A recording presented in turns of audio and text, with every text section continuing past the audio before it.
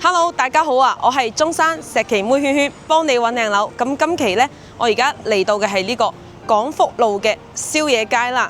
咁可以見到啊，即係我後面呢一列呢，全部都係食嘢嘅呢啲嘅食店啦，包括前面嗰邊都係喎。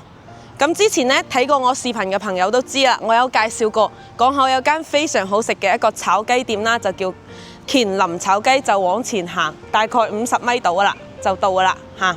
咁呢邊嘅地段咧都係非常方便嘅，包括啦往前面去嘅呢個路口咧，左轉都係30米度啦，就到達呢個美景市場啦。嗰邊都係有個小型嘅超市嘅。咁我今日主要係介紹咧，喺我哋呢一個地帶附近啦，有一個叫星港城市名都嘅呢個樓盤啦。佢主要係我哋本地開發商嚟嘅呢個星港嘅呢個產業啦。咁之前係有一啲舊時一啲嘅。大概係以前嘅一啲商業配套咯，有埋別墅區嘅一啲住宅區啊，呢個樓盤係做到好成功嘅，算係我哋本地開發商嚟講。咁而家可以跟住我鏡頭，我繼續去介紹翻呢條路上面有啲咩好玩好食，咁一陣就去到嗰個樓下噶啦嚇。咁先我過個馬路先。咁而家由於係白日啦，白日嘅話呢，可能你就見到一啲鋪頭呢冇開。係因為呢條街呢係叫宵夜街嚟嘅，所以主要係做晚市比較多。基本上呢，你5、6點呢就開始㗎啦，呢啲鋪頭。咁呢，我之前呢都有食過呢一間張記潮汕牛肉火鍋鍋呢，係專門食啲好新鮮嘅牛肉嘅，係非常好食㗎嚇。咁同埋我一個香港朋友呢都係好挑剔嘅，佢個人都話覺得呢度真係好正，因為有啲新鮮嘅一啲嘅蝦滑係現打嘅。係啊，你可以見到係粒粒嘅蝦喺上面咁樣嘅嚇，係好新鮮嘅。咁包括啦，有呢啲嘅農家菜啦，呢啲嘅烤魚啦，仲有啲食燒牛肉啊，係啊，反正係各式各樣嘅一啲餐飲店嚇。所以中意食嘢嘅朋友呢，真係要多啲留意下啦嚇。嗱，而家日頭呢，呢個仲有個排骨飯呢，都係開嘅嚇，就即係好似而家3、5知己咁啊。點翻幾個餸咁樣食下，傾下偈咁樣嚇，都係好悠閒咁度過咗一個上午嘅時光噶啦。仲有啲蛙魚火鍋，係啊，呢個就係頭先提及嘅呢個小黃牛，即係烤肉啦。人均30到50就可以食到新鮮嘅烤牛肉嚇，同埋佢係上咗呢個美團嘅呢個熱門榜嘅餐廳，所以真係要嚟試下啦。咁對面仲有間呢個表妹飯店呢。都係我之前咧都有食過㗎嚇，即係先100幾蚊一個套餐咧，就已經係有魚、有蝦、有雞咁樣嘅，係呢啲嘅類似盤菜咁樣嘅咯，係啊，好抵食嘅。同埋咧有啲食辣嘅朋友都好啱嘅，同埋包括呢間店啦，佢都係有呢個錦州燒烤咧，係屬於呢個東北燒烤嚟嘅嚇，所以係各式各樣。應有盡有嘅嚇，同埋有啲啤酒啊，呢啲飲呢啲精釀啤酒啦，呢啲都係有㗎。洋山雞，同埋對面咧有間呢個亞遊牛雜大王咧，係我個人去食過嘅，好好食，我已經食過2次㗎啦，都係食一啲港式嘅牛雜啦，同埋呢啲嘅茶餐廳咁樣嘅啊。咁呢度前面有幾塊牌寫住講飲講食講口正，咁呢個真係唔係浪得虛名嚇，係真係實質嘅嚇。呢一排全部都係食嘢嘅地方啦。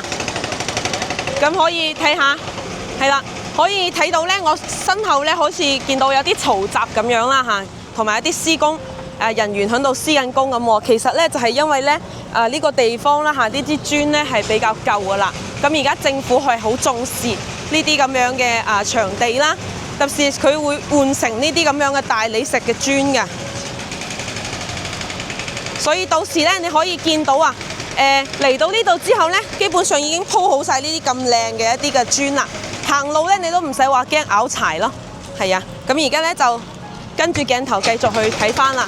咁呢，可以見到呢，呢邊呢都係仲有啲茶飲店啊，同埋呢種菊花凍呢啲嘅，基本上都係做下午市比較多嘅嚇。呢啲嘢飲店咧就唔使講噶啦。上午市都會做嘅呢啲，一般都係10點零鐘就開始咯。呢度咧有啲臭豆腐食嘅，同埋對面咧都有間好出名嘅呢個韓國嘅炭烤專門店啦，都係上過榜㗎，所以我非常建議朋友過嚟食下。呢一條路咧都喺度整緊㗎啦，到時咧就可以見到出入就係暢通無阻㗎。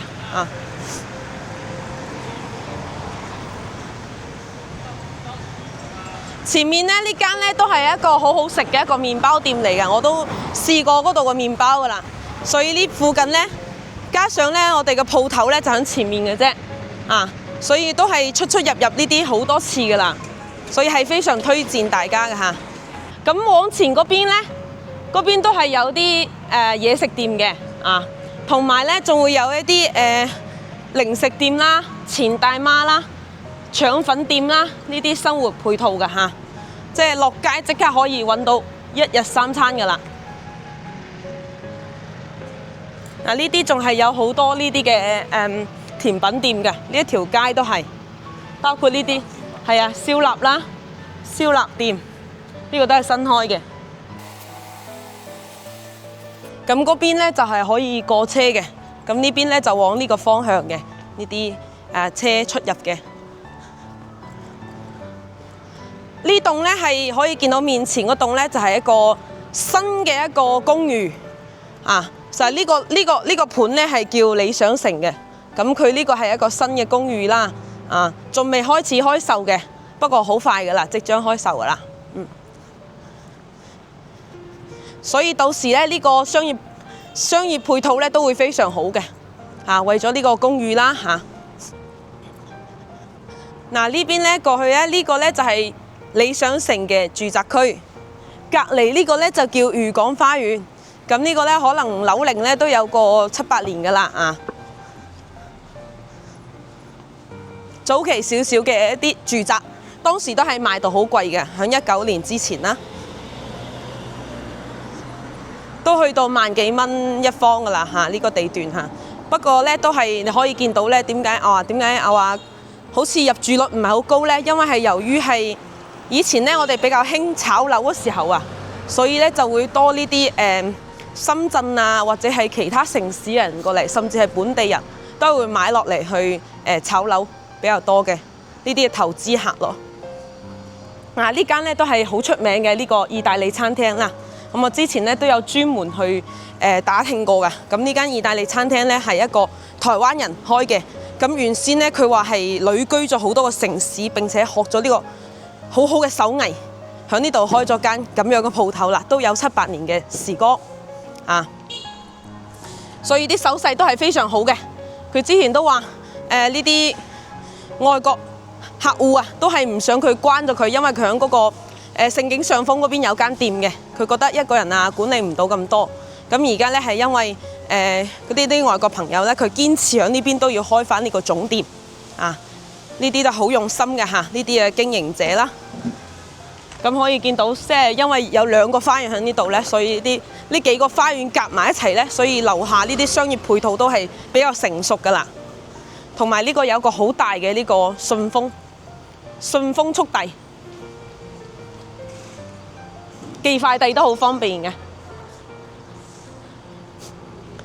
呢度仲有啲 coffee shop 啦，同埋咧特別要講下，我覺得呢個生鮮超市係特別好嘅。買嘢咧又新鮮啦，肉蔬果水果都係喺呢度買我成日咧時不時煮2餐都喺度買嘅係非常新鮮同埋實惠。咁我今日介紹個樓盤咧就係喺呢個星港城市名都嘅呢個 B 區所以可以帶大家上去睇下。特別講下我哋鋪頭咧喺前面呢度21世紀可以跟住呢個鏡頭就可以揾到我哋鋪頭噶啦。咁呢一欄咧都係商鋪嚟嘅，主要係做呢啲舞蹈室啦、街舞同埋呢啲嘅鋼琴培訓中心咁樣嘅，仲有啲棋牌室咁樣。咁就喺呢個門口入去啦。我哋呢個小區咧有幾個門口嘅。咁而家我哋喺呢個南門入去啦。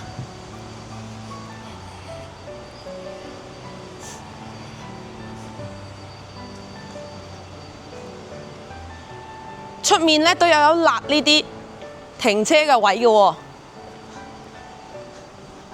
係啊，可以供你暫時停車啦。即係如果你開車嘅話，入面咧都會有停車場嘅。我哋有負一層嘅停車場啦，有好多停車位嘅。前面嗰度咧就有個之前視頻入面都有提及到嘅呢個廣喜茶居嘅啦。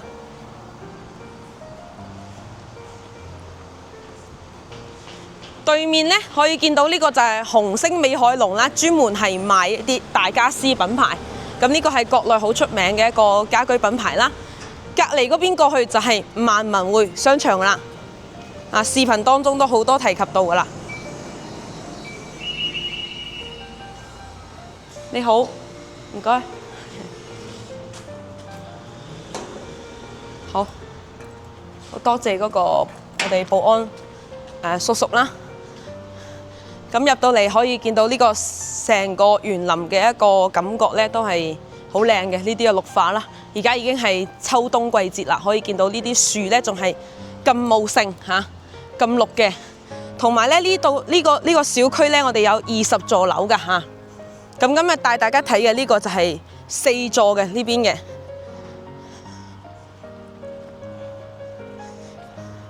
呢個小區嘅特色咧就係咩咧？就係綠化非常好出門配套非常方便，同埋咧就係樓距係特別闊嘅呢個空間係非常好啊嚇。同埋小區咧都會有啲貼心嘅地方喎，譬如呢啲舊衣回收箱啦。你有啲唔要嘅舊衫可以完全洗乾淨放入去嘅俾一啲有需要嘅一啲其他嘅朋友。咁呢響嗰邊穿過嚟呢，就行到呢條路呢，過去呢就可以見到呢邊都係有另外一個園林嘅喎。夏天嘅時候呢，佢會有一啲噴水池喺度嘅嚇，同埋一啲河啦，望到成個小區呢係更加嘅休閒舒適嘅。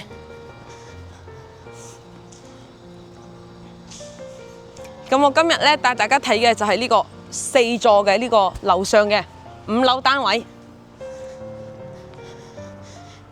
就係113方，等於係1000幾尺㗎嚇。香港嚟計算嘅話，呢個尺數穿過呢啲河仔咧就到達㗎啦。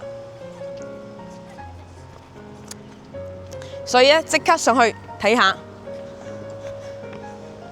上到嚟呢邊咧係2梯4戶嘅，咁而家嚟我哋呢邊睇下先。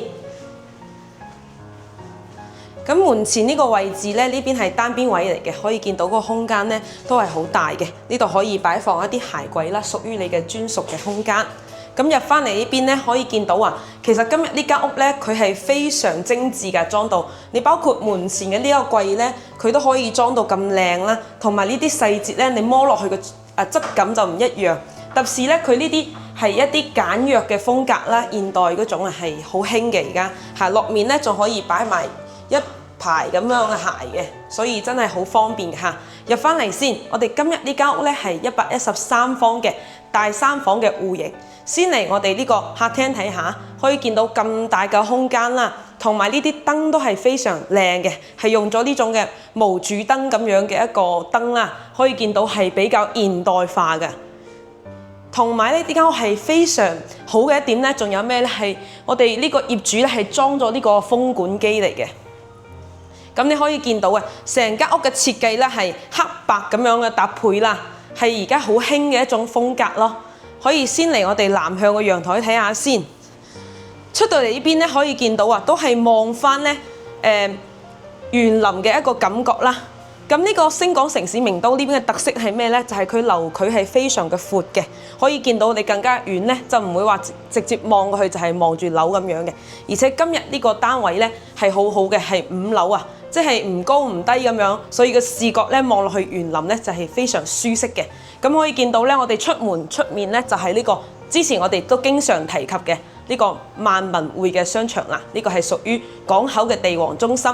成個陽台咧都非常大嘅，擺埋成個茶几出嚟飲下茶咁樣傾下偈咧，都係一種非常好嘅娛樂時光啦。咁再入翻嚟我哋成個客廳睇下先，你可以見到呢個電視櫃咧，佢都做好晒呢個 size 俾你所以你完全可以定製一個咁樣嘅電視咯。同埋呢啲嘅凳咧，你可以見到啲 sofa 都係好舒服嘅呢啲嘅質感啊。所以你可以睇完今日嘅視頻咧，完全現場身臨其境咁去感受啦。再睇翻我哋呢邊嘅餐廳位啦，餐廳位呢邊咧啲嘅櫃啦，同埋都係一樣咁樣呢種嘅風格啦。呢一排嘅地方咧，可以擺啲裝飾品啊，同埋一啲紅酒喺度咧，中意飲酒嘅朋友咧都係好好嘅。包括我哋呢個餐台都係一 set 過嘅咁樣嘅一啲顏色嘅搭配咯，係非常高雅大方嘅。再入翻嚟我哋廚房睇下，哇！成個廚房個空間咧都係好闊落嘅，基本上同200方即係2000幾尺嗰啲單位係一樣咁大嘅。呢邊咧可以我哋洗啊切啊咁樣，再望上個窗啦，望下園林咁樣嚇。跟住再過嚟呢邊咧煮下飯咁樣係啊。咁你過年啦，親朋戚友再多咁都可以有咁大嘅廚房可以容納咁多人過嚟玩喎。咁而家咧我哋就睇完呢個客廳位啦，我哋再入翻去我哋嘅房間區域睇下先。咁房間區域呢邊咧，先入嚟嘅呢個就係呢個嘅公共衛生間啦。公共衛生間呢邊咧，雖然而家呢個好似係做咗一個單邊門啦，但係完全係做乾濕分離，冇晒問題嘅。咁配嘅呢個馬桶咧，仲要係嗰種半智能化嘅咯，都係好現代化嘅一啲科技啦嚇。咁再出翻嚟，我哋先睇細房間啦。細房間呢邊咧，可以見到有咁大嘅飄台喺度啦，擺啲咁樣榻米咁樣喺度坐下都好正嘅。再睇翻咁靚嘅一啲櫃啦，都定製好噶啦嚇。咁呢個做成一個兒童房咧，完全係冇晒問題嘅嚇。咁而家我哋再去我哋另外一間正對面嘅呢個長輩房睇下先。長輩房咧有個南向嘅窗咧，望出去呢個園林嘅感覺啊。因為我哋小區嘅綠化咧係做得非常好嘅，即係證明呢邊嘅物管係非常嘅貼心啦。可以見到咁靚嘅一個感覺嚇。再睇翻呢個大床啦，都好舒服嘅呢啲質感，係啊，呢啲一定要嚟到現場感受嘅。咁包括咧呢啲嘅櫃咧都係做咗呢啲淺色系嘅。咁大嘅空間咧，係你再多嘅衫咧擺都唔使驚嘅。其實係啊，咁我哋最後咧到達我哋嘅主人房，睇清睇楚嚇。咁主人房呢邊咧入嚟咧，你可以見到啊，其實都係一樣配備嘅，都係一樣咁樣嘅智能馬桶啦。係啊，包括出翻嚟咧可以有個貼心嘅地方嘅，包括呢啲撳掣咧都係好舒服㗎。係啊，咁樣撳落去咧好有觸感啊嚇。再入翻嚟南向嘅一個落地窗，望出去呢啲嘅園林嘅景咧係好正嘅。咁點解話見到呢邊嘅房間比較大咧？因為咧佢呢邊係已經係揼晒呢個窗台㗎啦嚇。呢兩間房都係揼晒呢啲嘅窗台啦，可以見到成個空間嘅利用率係非常好嘅嚇。包括你嘅視覺感覺都係。咁呢邊咧係仲加靚咗嚇，做咗呢種嘅櫃啦。咁裡面咧仲係可以趟拉門咁出嚟嘅嚇。所以呢啲咧都可以擺一啲私人用品喺呢度嘅嚇。咁所以兩夫妻咧喺呢啲咁樣嘅房間入面居住咧，真係一個好寫意嘅一個生活啊！咁我哋今日呢間屋嘅銀碼咧都係非常好嘅，先100幾個咧就可以攞低我哋呢個咁靚嘅一個大三房啦。可以見到啊，我哋嘅視頻都提及啊，前面咧咁方便嘅一個衣食住行啦，包括直達嗰個香港嘅一個巴士咧，就響正嗰個萬民匯嘅隔離嘅啫。所以呢啲附近咧響呢個港口嘅中心地帶，衣食住行樣樣都有。所以鍾意嘅朋友快啲嚟揾我睇樓啦！我係中山石岐妹圈圈，多謝收睇，拜拜。